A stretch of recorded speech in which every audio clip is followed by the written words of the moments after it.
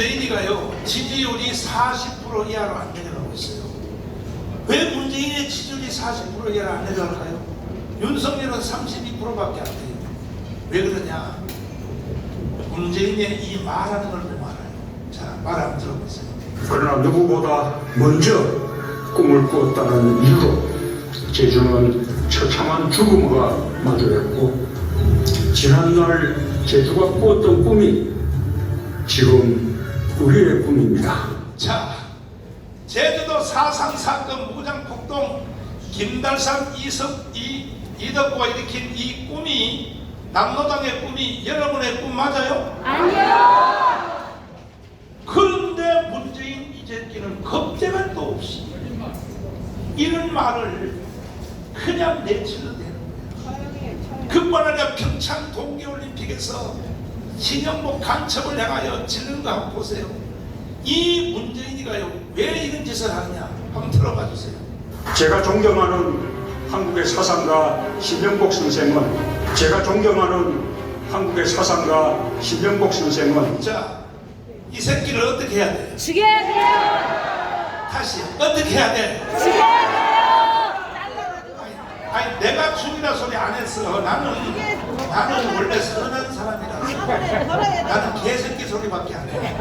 어떻게 하자고? 죽여야 돼요. 그래. 그럼 울산의 뜻이 그렇다면 이 새끼 죽여버려야 돼. 아멘. 일단은 이 말을 해석하기 위해서 김무성 선생님은 북한에서 말하면 한국으로 국정원 차장을 한다고 하신 분이야. 대한민국의 간첩들을 훈련시켜 다 구석구석 쑤셔놨다가 그래서 이 대한민국의 장성택 계열에 줄을 잘못 섰다가 장성택이가 체력되는 걸 보고 처음에는 생존을 위해서 한국으로 오셨는데 나를 따라 예수님을 영접하고 났어. 요즘은 우리 교회를 다니면서 지금은 해석이 달라졌어. 나는 살기 위해서 한국에 왔다. 너무 솔직해.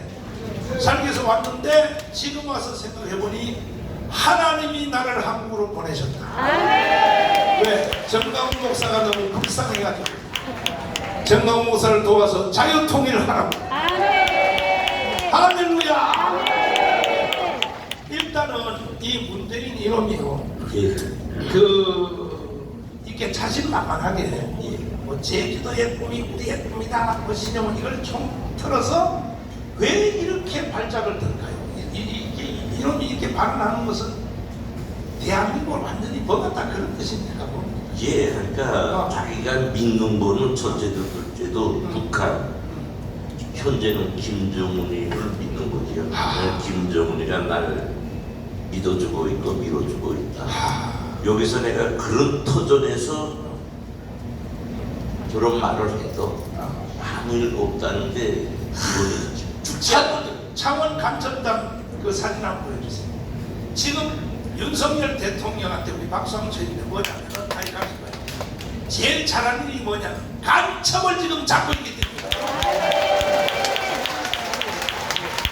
수도 없는 간첩은 하나를 잡았어요. 창원 간첩단을 잡아가지고 밑에 하부 조직을 수사를 했더니 세상에 우리가 아는 자유마을처럼 간첩들이 동네 다 들어갔는데 보세요. 이름 총알 이름 총알. 그러니까 문재인이가 저렇게 자신만만하게 하는 이유를 우리는 알겠죠. 대한민국 내가 다 틀어줬다 이거야. 윤석열 개지랄 들지 마. 해봤자 너 몇 년 안에 너는 탄핵될 거야. 이래서 저런 거야. 그 다음에 내가 존경하는 한국의 사상가 신영복이 어떤 사람입니까? 북한에서 어떻게 평가합니까? 저는 신영복에 대해서 여러 번 이제 목사니까 토크 가족에 말씀 올렸는데 신영복은 간첩 중에 간첩이에요. 북한에서 당 대연락부가 만들어온 남조선 지하당에서는 최고로 성공한 통일혁명당의 핵심 간부예요. 저 김정태와 같이. 한데 설명은 그만두고 저 신영복이는 어느 정도 핵심 중에 핵심인가 하면요, 북한의 이제 남조선 혁명 사족관이라고 비공개 사족관이 있습니다. 여기는 누구도 못 들어가요. 뭐 당 중앙위원회 부장도 못 가고 정치국 위원도 못 갑니다. 정부기관의 핵심 일꾼만 들어갑니다. 거기 들어가면요, 김종태와 함께 신용복이 초상이 딱 붙어 있어요. 그 밑에는 어떤 글이 쓰여 있냐? 위대한 수령 김일성 동지께 끝없이 충직한 남조선 혁명 투사 신용복 동지, 이렇게 쓰여 있습니다. 근데 이제 우리 여러분들은 우린 자본주의 사회니까 어디 가도 뭐 애국지사다 해서 또 사진 붙여놓고 기념관에 붙여놓고 그러는데요, 북한은 절대 그렇게 못해요. 당에서 철두철미하게 수령에게 충성도를 가지고 충성한 사람만이 사족간에 사진이 붙을 수 있어요. 그러니까 이렇게 저는 입에 올라서 있는데 북한식대로 하면 남조선 혁명을 하는 데서도 아주 걸간적이고 수령한테 끝없이 충직했길래 거기다 붙어 있어요. 이걸로 말하면 간첩 중에 간첩이요, 우리 대한민국 자유민주주의 체제를 허물려고 발악한 사람 중에 발악한 사람이다. 한데 그런 역적을 한 게 대통령이라는 사람이 국제 무대에 나가서 저렇게 존경한다고 하는 것은 우리 국민이 그만큼 식별 능력이 무디고 반 김정은 반 주사파 반 간첩 정신이 무대에 있다, 그거예요. 저는 그런 걸 보면서 분노합니다. 지금까지는 내가 북한에 있으면서 대한민국을 흡수시키려고 노력했던 사람이에요. 한마디 꼭 해야 되겠습니다. 오늘날 또 이 환경을 보면서 보세요. 저기서 화려한 음식을 준비하느라고 지금 뷔페트 하느라고 길고, 여기에 앉아서 지금 혁명에 참가하겠다고 앉아있는데 난 목사님 보고 내내 말합니다. 아니 이건 무슨 혁명을 이렇게 하냐, 네? 무슨 혁명을 이렇게 하냐, 이런 데서 무슨 혁명 정신이 나오겠나, 이런 데서 무슨 자기 생명을 내려놓고 정의를 위해서 싸울 사상이 생기겠나. 지금 내가 여기 서서 이렇게 즉흥적으로 말하는데요, 이거 보니까 부생각밖에 안 나요. 목사님 조금 시간 더 주겠습니까? 네, 한 가지 물어볼게요. 예. 이런 상태로 가면 대한민국이 오래 갈까요? 못 갑니다. 우리 목사님께서요, 계속 남북 연방제 이거 우리 대한민국 무너진다 이렇게 말씀하시잖아요. 내가 이거 한마디 말씀 올려야 되겠어요. 아까 저 한경직 목사, 조영기 목사, 김준권 목사님 말씀에 다 나오잖아요. 거기에 무슨 말씀 나오나? 우리 남북의 국회의원들이 연방제 하면 연방제 된다 했잖아요. 하면 연방제 된다며요. 이제 뭘 하는가 하면요, 남북 총선거 하자 이렇게 나와요. 예? 제 말씀 잘 들으세요. 이건 내 말이 아니라고.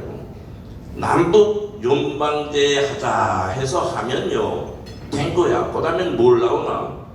남북 총선거에서 통일하자 이 말이 나와요. 그러면요, 자 한번 생각해 보세요. 투표권이에요. 부담부터 북한에 2,300만 알죠? 투표하면 100% 알죠? 그 다음에 여기 주사파 이재명이 1,614만 명 플러스 심상정이 80만 명 하면요, 북한에는요 3천만 이상 나와요. 우리 우파는요, 윤석열 대통령 이번에 찍은 숫자로 할 때에는 1,638만 명밖에 없어요.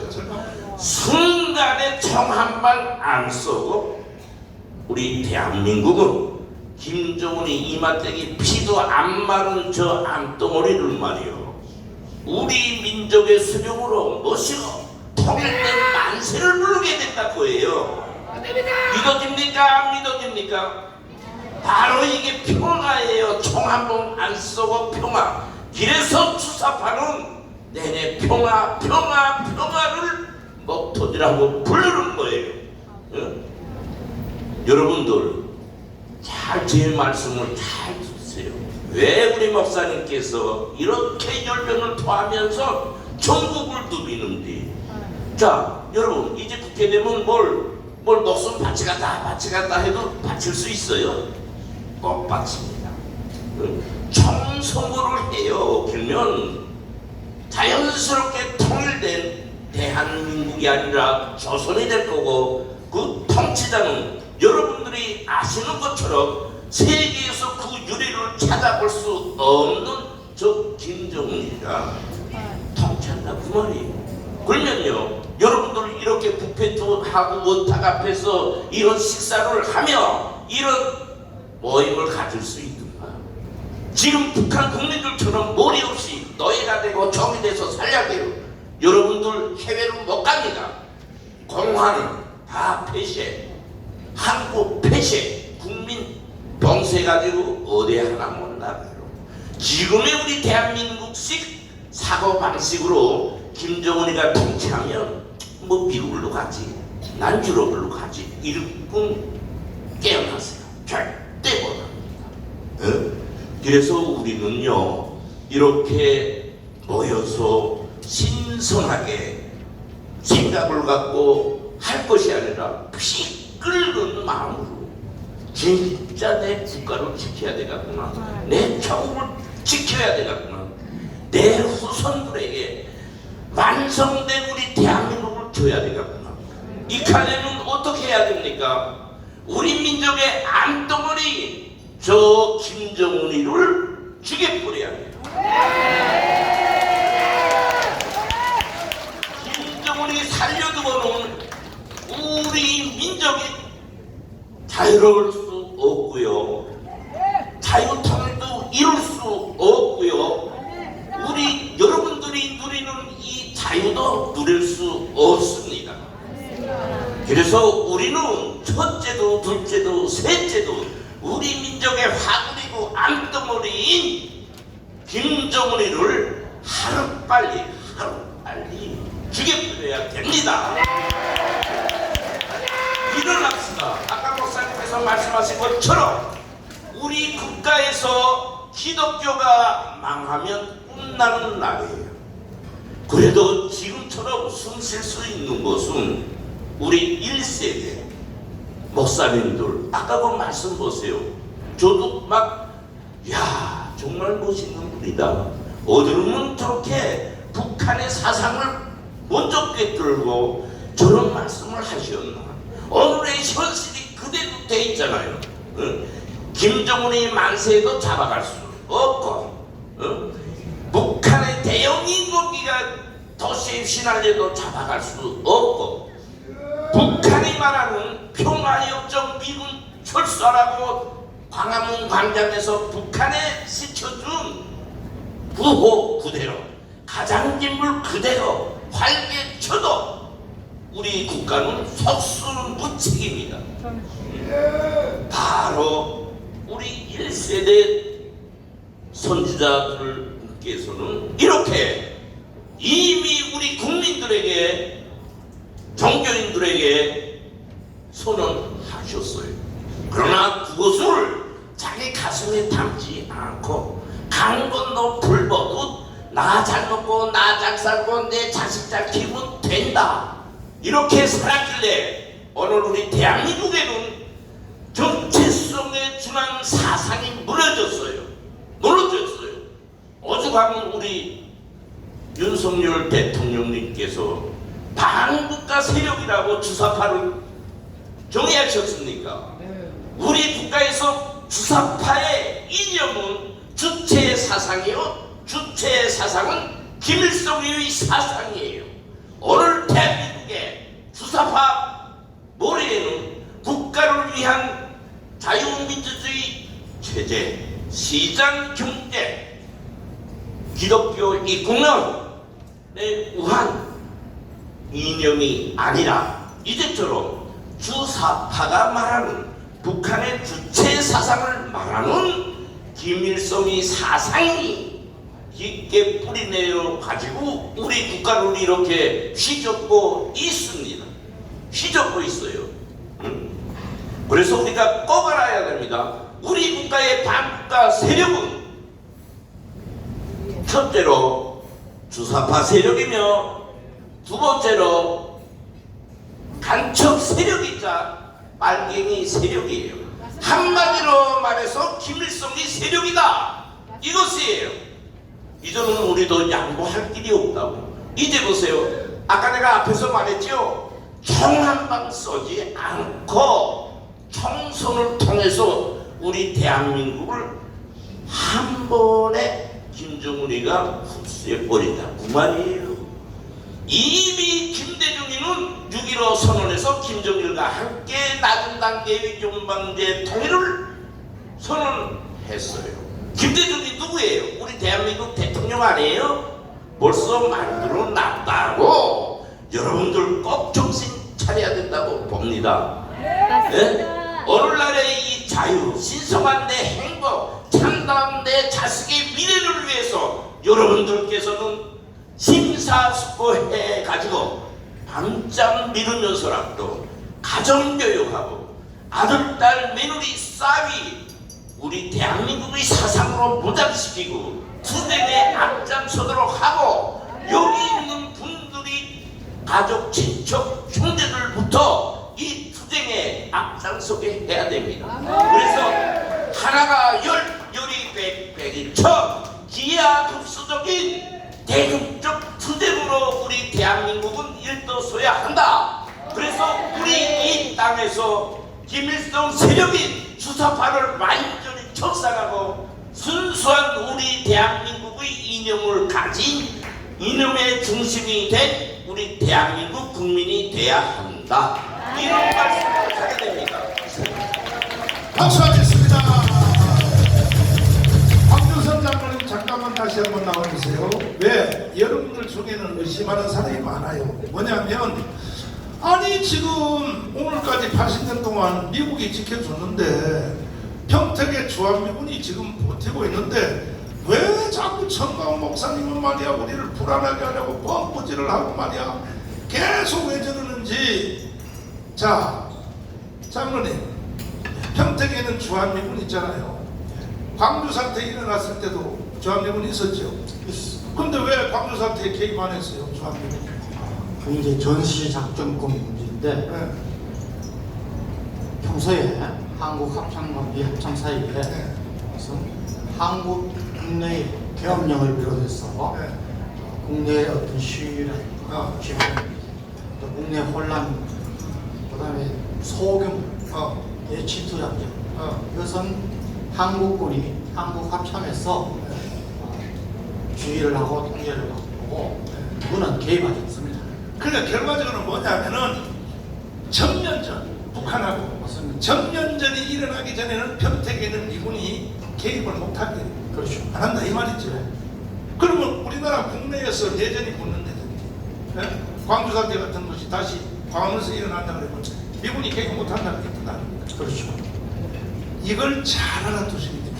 이것은 여러분, 그래서 와인버그 장관이 쓴 소설은 소설이지만은 그냥 소설이 아닙니다. 저분이 국방장관으로 있을 때에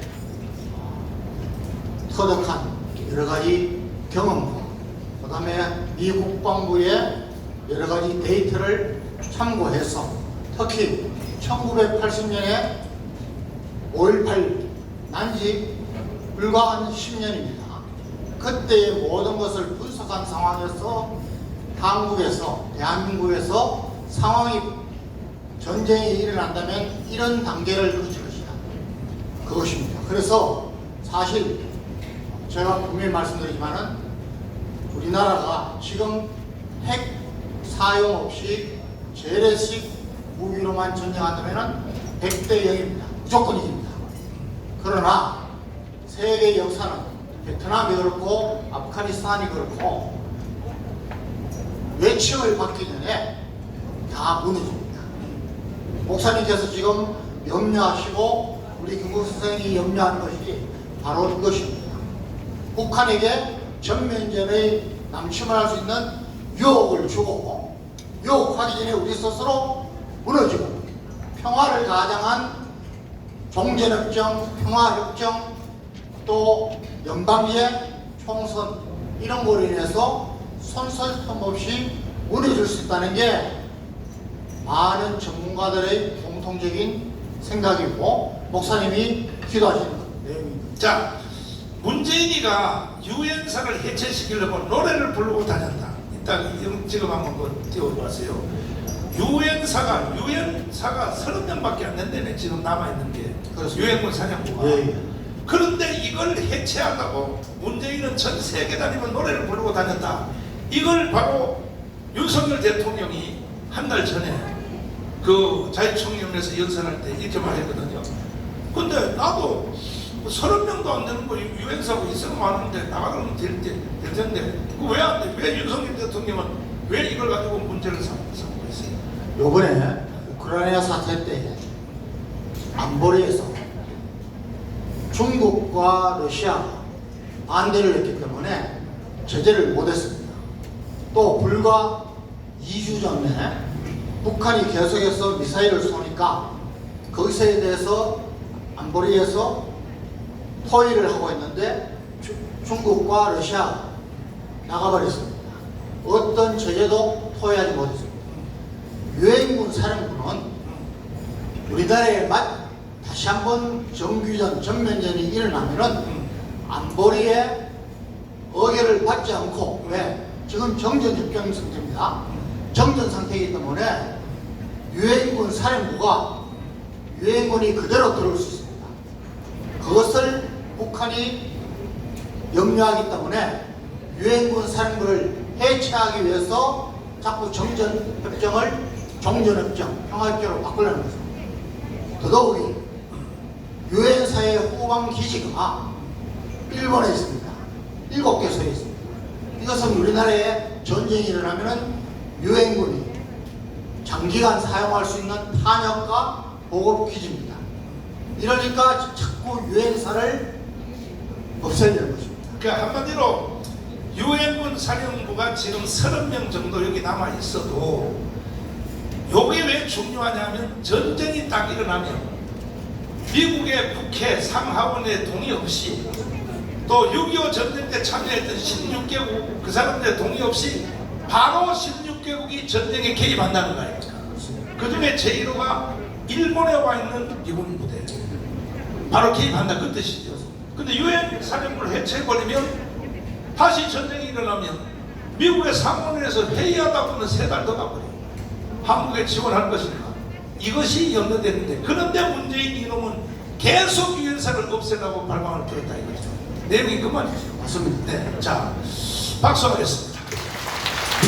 이제 마지막으로 오늘은 여러분 그 정말 심각하기 때문에 이 울산이라는 도시가 이게 보통 도시가 아닙니다. 대한민국이 앞으로 망할 것 같으면 도시로는 울산 때문에 망할 것입니다. 왜?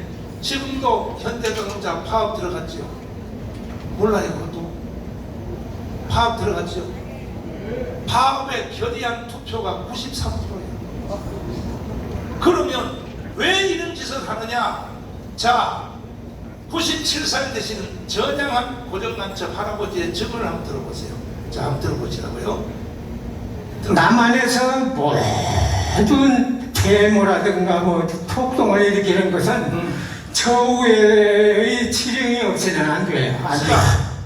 남한에서 이루어지는 민노총의 뭐 파업, 무슨 데모, 학생들 뭐 시위 모든 것은 저 위에 허락 없이는 안 된다. 저 위에가 어디요?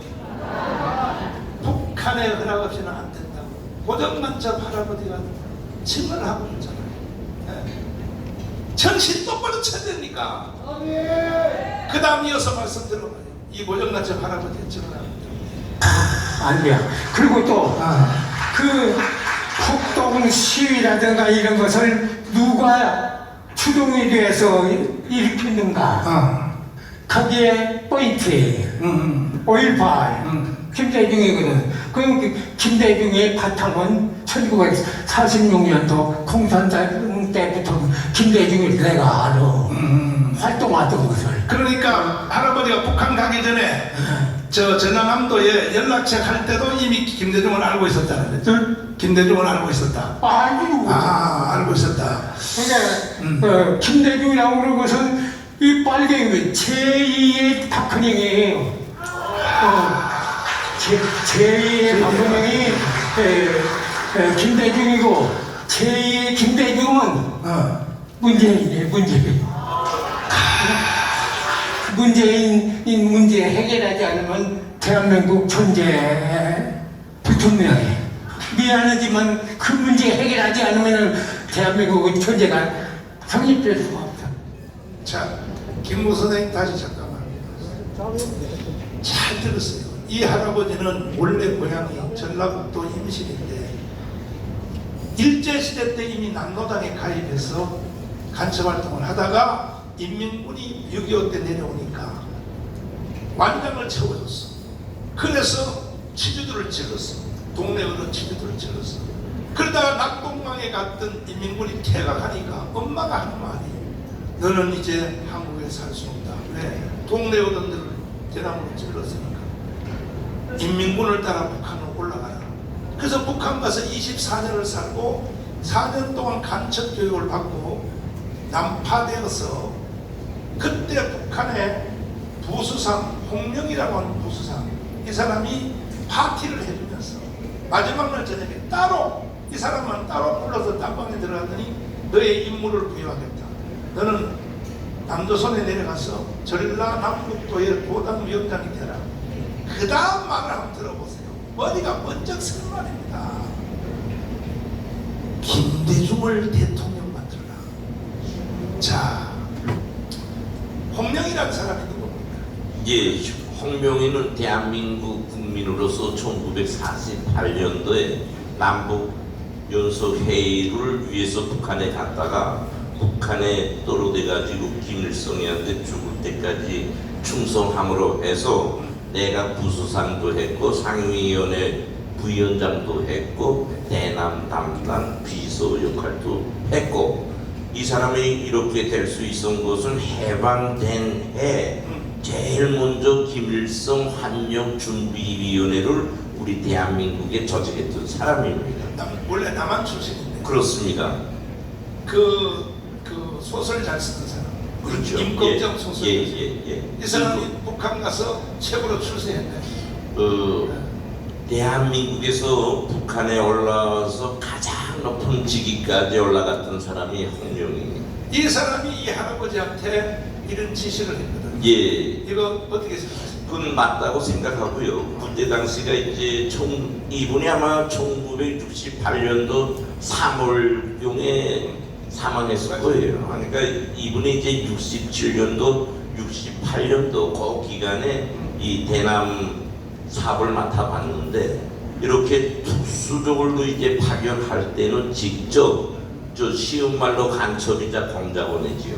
만나서 저런 과업을 그 북한에서 간첩 교육을 받고 난파되어서 그동안에 쭉 봤더니 예. 북한에서 간첩 교육 받을 때처럼 예. 그대로 되더라는 거지. 그렇죠. 그 다음에 또 김대중이가 대통령이 되더라는 거지. 예. 이 할아버지가 지켜보니까. 그래서 이 할아버지가 우리 김훈 선생님하고 똑같은 말을 뭐냐. 이 상태로는 대한민국 희망 없다. 왜? 문재인 문제를 해결하지 않고는 대한민국 희망 없다. 어떻게 생각하세요? 100번 맞는데 내가 자꾸 우리 목사님하고 톡하면서 말씀 올리는 거 있어요. 네. 내가 이제 좀 심하게 말하면 야 인디놈의 새끼 무슨 북한에서 뭐 하다 와가지고 우리 대한민국이 모조리 줄 아니야. 우리 대한민국 강하다.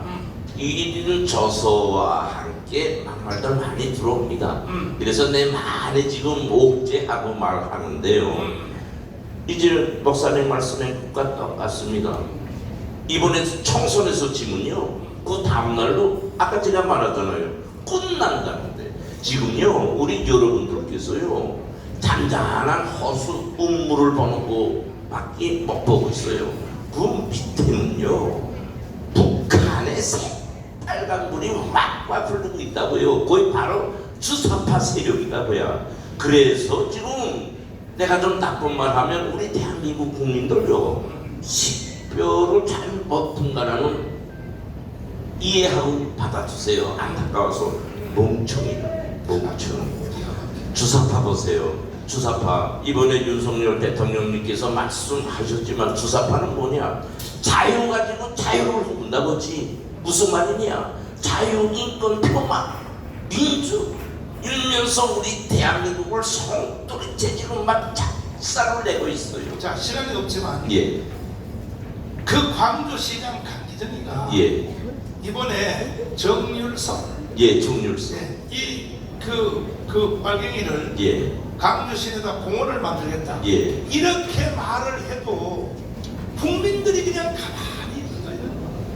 윤석열 대통령이 지적한 거야. 절대 안 된다고 했는데 대통령이 힘이 없다니까요. 그랬더니 강기정이 뭐라냐면 나는 시장직을 놓고 시행하겠다고 했어요. 그렇죠. 자, 이런 상태가 된 것은 뭐냐?